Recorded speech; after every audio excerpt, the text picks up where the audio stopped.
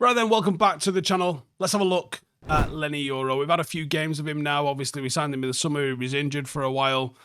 Erik Ten Hag never got to use him, so we've only really had a chance to evaluate him under Ruben Amorim, which hasn't been the best of circumstances. But I think we've seen enough minutes of him now to give you like a real first impression. First up then, let's talk about his potential. I think one thing for certain with Leny Yoro is he's got very, very high potential. And I think the sky could genuinely be the limit for him. Now, in his debut against Arsenal, I thought he was a genuine breath of fresh air. He came on for the last 35 minutes. We saw glimpses of why United invested so much into him. His performance was capped off by that perfectly timed tackle on Leandro Trossard, really proving the capability that he's got in those 1v1 situations. And one of the biggest assets of him is that sort of recovery pace for the plays that have gone in behind him. That's a massive asset, and that's one of the things that draws the comparisons with Rio Ferdinand is he allows you to go and be aggressive. Now, I would say looking at the likely candidates to be inside him, Lisandro Martinez obviously now injured, Matthijs de Ligt, in and out of the squad a little bit at the moment, but I would say going forward, you would expect de Ligt, Martinez, if he recovers from the injury, and Yoro to very much have a chance at being United's first choice 3 under Amorim. Now, de Ligt is quite aggressive in how he plays. He's very much the stopper. Not the fastest, certainly not got the pace of Leny Yoro. And Lisandro Martinez, also someone that isn't blessed with pace, very good at being on the front foot when it comes to defending. And having those two inside, looking to try and win duels as the balls come into the box, is a massive asset. Having Leny Yoro be the one that is tasked with covering, maybe he isn't asked to be quite as aggressive, because if he misses, you're looking at de Ligt and Martinez, and have they got the recovery pace to deal in behind? And wanting to play a high line, wanting to have the ball in the opposition half, you need someone who's got the recovery pace to go and cover that sort of ground. Leny Yoro is that guy. Number 2, early struggles. Now, a start at United wasn't perfect. It wasn't smooth sailing. Obviously, he had the major injury during pre-season, fractured metatarsal, which required surgery. He then delayed his competitive debut until 2024, or late in 2024, should I say. That undoubtedly hurt some of his development, and it probably hurt some of the plans that Erik Ten Hag might have had with him. And there's still some rough areas to his game. I think that dealing with the channel balls in the Premier League is difficult, and obviously he's coming to terms with a new system, and I think that's exposed a couple of times. I think he's got to get used to the centre-back partners that he's playing alongside, and those are things that are going to get ironed out with time. Being a centre-half is very much about your reading of the game and your game intelligence, which comes with experience. You don't see phenom centre-halves. It's not really a thing. You see strikers and wingers and occasionally central midfielders. They can play off their game instincts because that's what those positions require. With centre-halves, it's very much just an experience thing. So seeing a young centre-half that's got certain aspects of the game nailed out the way like Leny Yoro has got, that's a real positive, because the other side of the game, the communication, the reading of the game, the knowing what to do because you've been in this situation before, that just comes with hundreds and hundreds and hundreds of games. Seeing the same patterns repeated, watching the game tape, understanding what went right, what went wrong. So I think we've got to just allow him to develop and allow him to go through some of the mistakes that happen. I remember early in Rio's career, you would constantly see people talking about, oh, his lack of concentration this, his lack of concentration that. But he grew into being, at the time, he was the best centre-half in the league. And he's only, in my opinion, second to Jaap Stam when it comes to Premier League centre-halves. And he is the model of centre-half that Leny Yoro should be looking to base himself on. And he filled out. Rio was skinny and tall when he first came onto the scene at West Ham. He put a bit of size on before going Leeds, and then he got bigger and bigger as he was at Manchester United, as he got into his mid and late 20s. Leny Yoro is not going to play like Vidic. De Ligt and Martinez are closer to Vidic. What he has to do is look at the way Rio was. They're similar on the ball. They're similar off the ball. if he has a career trajectory, anything like Rio, then we've got an absolute gem on our hands. And that's what he should be looking to base his game off. Like, there'll be mistakes. There'll be things that he gets wrong, but that's what you get when you're a young centre-half. You have to learn from those things, and it's if he learns from those things and then adds them to his game later on, you've got a real potential star on your hands. Number 3, versatility, coachability. I think one of the things that you can see with him is he is versatile. So far, he's played in all 3 centre-half positions that we deploy. He's been on the left side, he's been in the central one, and he's been on the right side. On occasion, he's even changed role in the middle of a game when Amorim makes one of these famous centre-half substitutions. I've never seen a manager make centre-half substitutions with the frequency that Ruben Amorim does. But that's allowed all of the centre-halves to play multifaceted roles. And we're seeing the versatility that someone like Yoro has got.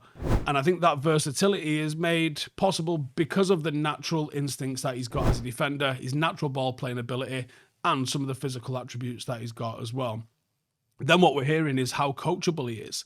He's got the ability to become the complete package, and he will obviously find that role as he goes on and as he gets more games. But he's proven to be a very coachable asset as well. Seems like he wants to learn, seems like he's taking instruction really well, and seems like he's asking for advice off the right people. That's a positive thing. Right, lads, look, we have all been there, pushing yourself hard in the gym. You're eating clean, you're trying to go to bed early, you're trying to not doom scroll on your phone, you're on top of things. But sometimes, no matter how hard you try, it can feel like your body just isn't responding. You're tired all the time. You can't keep your energy up, or you find it hard to stay motivated. If that sounds familiar, well, it might be more than just stress or a busy lifestyle. I've been there myself. A while ago, started noticing that things were not firing on all cylinders. Energy levels were in the dumps, could not recover properly after workouts, and not only that, had no motivation to go and do a workout, struggling to focus, and I knew something wasn't right. I took action. I tried an at-home testosterone blood test. It was quick, it was easy, and you do it right in your house. When the results came back, turned out I had low testosterone. And 1 in 4 men over 30 are dealing with low testosterone. What's worse, 90% of us don't even know it. Low energy, poor sleep, low motivation. These aren't just signs of getting older. You could be dealing with the symptoms of low testosterone. And it's easy to get a low testosterone test from Manual. My results came back. They were a massive wake-up call, but the team were there to guide you through every single step of the way. They provide clear understanding of the next steps. They create a tailored plan to suit your needs. And with the testosterone replacement therapy service, you can experience a boost in energy, better workout performance, and a renewed sense of focus and motivation. Lads, if you are experiencing any of the things that I have said, struggling with your workouts, just not feeling like you, bit of brain fog, don't wait. Have a go. Take action. The Manual Low Testosterone Replacement Therapy Service is here to get you back to your best. It's time to stop letting low testosterone hold you back. The difference it made for me is absolutely huge. And I'll go off on a tangent here and I'll say, if you are a veteran, you are particularly susceptible to this. We've done what we had to do. We've done the tours. And a lot of the time, your body goes, this dude's had enough of the fighting. If you are a veteran especially, or if you've had a particularly rough job, I would absolutely be looking into this. If you're just a bloke that's in your 30s, you've got a high-stress job, or you're hitting any of the symptoms that I've mentioned, it's worth a go. It's definitely worth checking out. Now I can get you 45% off your at-home testosterone blood test. All you got to do is use the code Stephen45, that's STEPHEN 45, or click the link in the description and take control. Get your energy, your focus, your motivation back and start feeling like the best version of yourself again. Number 4, patience. Patience is an absolute rarity in the modern game, but it's needed with someone like Leny Yoro. Now, he's played 16 games for the first team at age 19, at centre-half, in his first season, and he's had a pretty major injury. I think that's a fantastic place for him to be. we can see the potential. We can see the ability. We can see that there is bumps in the road that have been, and there are going to be bumps and frustrations as we go forward.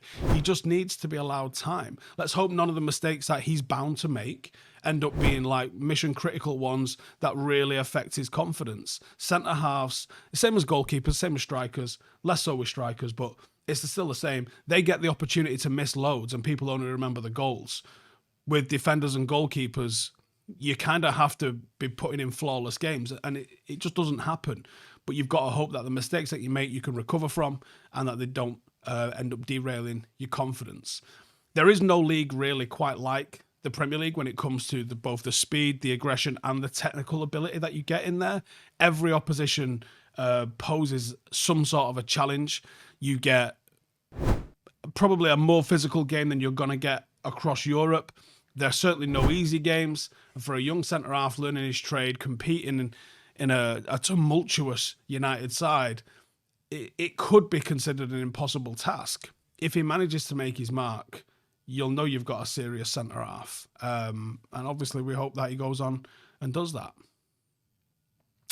And number 5, future expectations. What are the future expectations of Leny Yoro? I think he's got to develop his physicality in terms of the sheer size that he puts on. He's got to transition from being a skinny teenager into an athletic looking young man. I think his position within the squad at the moment, where he's in and out of the team, is fine. I think that's a good place for him to be, dipping his toe in while he's learning. I think the injury to Lisandro Martinez is probably going to see him start in more games than he probably would have done before the end of the season. I think what he's got to do is run with the physical side of the game come pre-season, put on some absolute beef, and just every single pre-season come back maybe a kg or 2 heavier until he gets to being like a bit of a formidable size. He's got the height. He doesn't quite have that presence where he could go toe-to-toe with the very, very biggest and strongest centre-halves just yet. We've seen him getting shouldered off the ball a little bit at times. That has to change. The second he's got that makes all of his defending easier. A lot of centre-half defending, especially when it comes to the channel defending, is how you can impact a striker. Can you get an arm across him, and can you hold him off? If you can do that, you can see a lot of balls run out of play. And that's a great place to be. What he can do on the ball, he's already at the top level with that. So there's not really too much to develop in his game. I wouldn't mind seeing him switch it with a little bit more speed. I wouldn't mind seeing him a little bit braver at times. But his comfortability on the ball, it's exactly where it needs to be in terms of his development at the moment. I just think it's from raw physicality, and that will enable some of the more channel defending that he's probably struggled with a little bit to improve. I really like what we've seen from him so far. I'm not saying he's the best centre-half in the league. I'm not even saying he's the best centre-half at the club at the moment. He's a young man with potential. I really like the things that I've seen.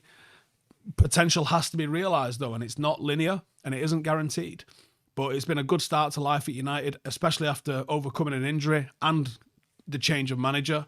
And I think he's probably going to finish the season nice and strong. So it's positive in a season where there hasn't been many. But let me know your thoughts on him so far. Are you happy with what he's done? Where do you see him developing from here?